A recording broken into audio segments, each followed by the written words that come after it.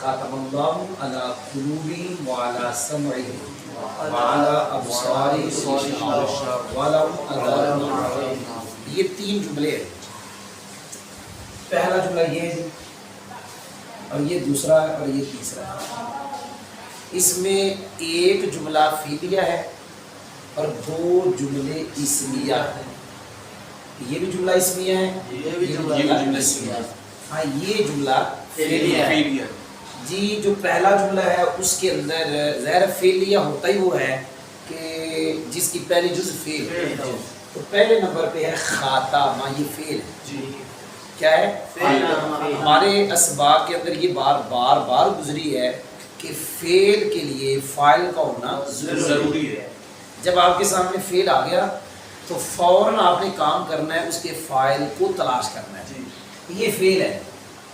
اور فعل کے بعد دیکھنا آپ نے ماضی ہے, مضارع ہے, امر ہے. خاتمہ یہ ماضی ہے. ماضی کے فاعل کو تلاش کرنے کا طریقہ ہم نے کئی مرتبہ بتایا کہ 14 سیغے ہیں تو آپ یوں کہیں گے 12 یا 2. اگر 12 میں سے ہو تو فاعل ہمیشہ 7 ہوگا, 2 میں سے ہو تو کبھی فاعل اندر کبھی باہر. اب یہ 2 میں سے ہے, 2 سے مراد ہے واحد مذکر ہے, واحد مؤنث ہے. تو یہ 2 میں سے 12 میں سے نہیں ہے. اور اس کا فاعل یہاں باہر آیا ہے اللہ, یہ مرفوع ہے. کیوں مرفوع ہے؟ خاتمہ کا فاعل. یہ فعل ہے, یہ کیا بن گیا؟ فاعل. آگے جی الا حرف جار ہے, حروف جارہ 17 ہے. باء تاء کاف لام واو نون قلم کا حرف نہیں آتا. الا حتا یہ الا حرف جار ہے. اب جس کے اوپر حرف جار آئے گا اس کے نیچے کسرہ ہی آنا ہے.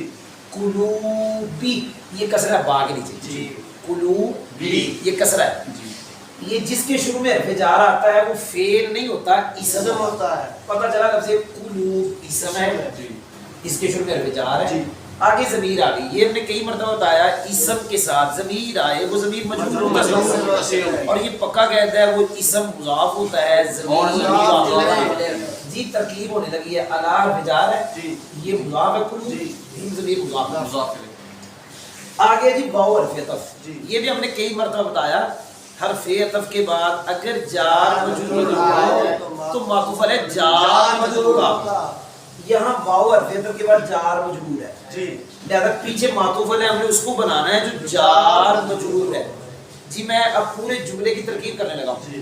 خاتمہ فعل, لفظ اللہ فاعل, الا حرف جار, قلوب مضاف, یہ بھی ضمیر مضاف ہے, مضاف مضاف الیہ مل کے الا جار کا مجرور, جار مجرور مل کر معطوف ہے. واو حرف عطف, الا حرف جار, سمعی مضاف, یہ بھی ضمیر مضاف ہے یہ اسم کے ساتھ. مضاف مضاف الیہ مل کے الا جار کا مجرور, جار مجرور مل کے معطوف.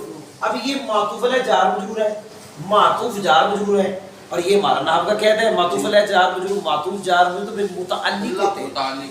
یہ معطوف علیہ جار, یہ معطوف ہے, معطوف علیہ اپنے معطوف سے مل کے ظرف لا متعلق ہوئے خاتمہ فعل کے. فعل اپنے فاعل اور متعلق سے مل کر جملہ فعلیہ خبریہ ہوا. جی ایک جملے کی ترکیب ہو گئی اور وہ جملہ فعلیہ تھا. آگے یہ دونوں جملہ اسمیہ ہیں, دونوں میں قاعدہ ایک ہی ہے. قاعدہ ہمارا بڑا مشہور ہے بہی داؤن جی کہ شروع میں حرف جار ہے اور اس کا جار متعلق موجود نہ ہو, بعد میں اسم آئے, چاہے وہ اسم معرفہ ہو یا نکرہ. جار مجرور خبر مقدم, بعد والا اسم مبتدا مؤخر. یہ جملہ بھی ایسا ہی ہے, یہ بھی ایسا ہے. دیکھیں واو کو آپ کہہ رہے ہیں استینافیہ, کیا استینافیہ, الا حرف جار, ابصار اسم ہے جی, کیا ہے اسم ہے, شروع میں حرف جار ہے اور پھر جمع بھی ہے, ساتھ ضمیر آ گئی, لہذا یہ کیا ہوگا مضاف, ضمیر مضاف ہے, مضاف مضاف ہے مل گیا الا جار کا مجرور. اب یہ جار مجرور کے بعد آگے اسم آیا ہوا ہے اور اس کا متعلق موجود نہیں ہے, لہذا کہیں گے مضاف مضاف الیہ مل کے الا جار کا مجرور, جار مجرور مل کے ظرف مستقر متعلق ہوا ثابتۃ کے, کس کے؟ ثابتۃ کے. اس کے اندر ہی ضمیر اس کا فاعل, صیغہ سے اپنے فاعل سے مل کے شبہ جملہ اسمیہ ہو کر خبر مقدم. کہنا میں نے پہلے بتا دیا جی. غشاوۃ مبتدا مؤخر, مبتدا اپنی خبر سے مل کر جملہ اسمیہ خبریہ ہوا. بالکل یہی قاعدہ, یہی ترکیب یہاں ہے.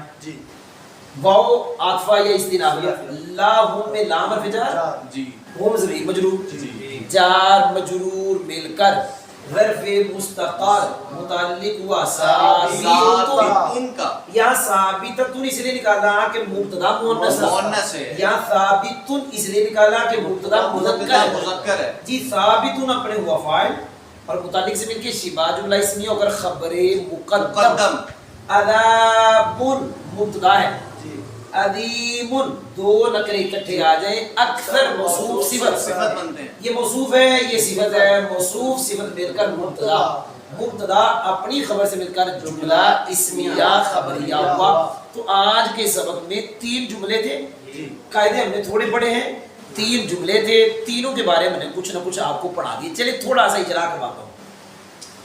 हमारे पास आज के सबक में 1 2 3 4 5 6 7 8 9 10 11 ये 11 इसम है।